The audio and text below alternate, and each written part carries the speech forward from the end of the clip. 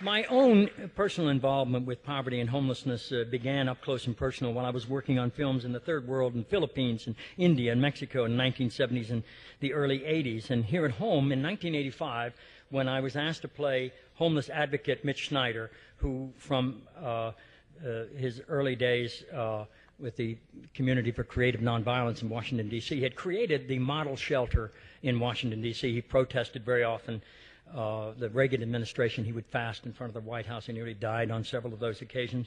And I had seen him profiled on 60 Minutes in 1985, and when I got the call to play him, I hastened to accept that role. And I went to Washington to meet him. He picked me up at the airport. He was a very shy man, but very to the point. It was a very cold and bitter day, and as we were riding in the car, this old beat-up Ford, my feet were freezing, and I looked down, and there was a big hole in the floorboard of the car. I didn't say anything, but he noticed that I looked at it, and he said, "Don't worry, I go out of my way to avoid puddles." He invited me to spend a day on a heating grate outside the Justice Department in order to get a feeling for what it was like for some people suffering from homelessness in Washington, particularly during the cold weather. And I said, yes, of course. And we spent the day there. And many people passed by, and some of them would leave a few coins or a few dollars with us, but no one made eye contact. We were invisible. People did not want to engage us. Something happens when you engage the poor. Something happens to your own personal poverty that's changed forever. I remember one question he asked me, which still sticks in my heart to this day. He said, "How many pairs of shoes do you own?" And I thought he meant, how many did I bring with me on this trip? I said, 2. He said, "Well, you know, you're only entitled to 1 pair as long as there's someone out here homeless." I thought, oh, my God, I'm dealing with a saint.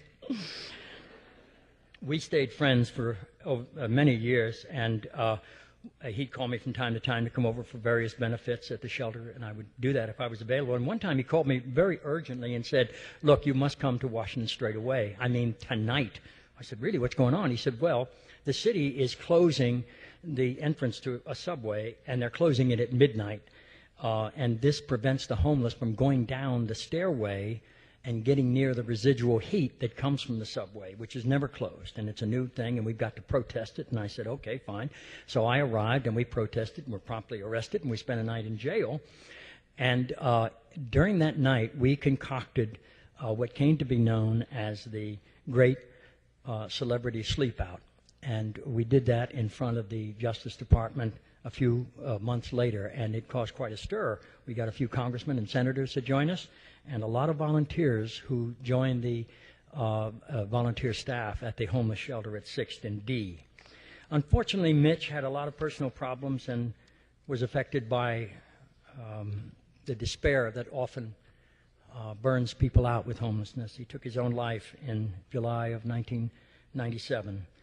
And in a tribute to him, they changed the address of the homeless shelter. They changed the name of the street, rather, from 6th and D to Mitch Snyder Plaza. You could see it there if you visit Washington.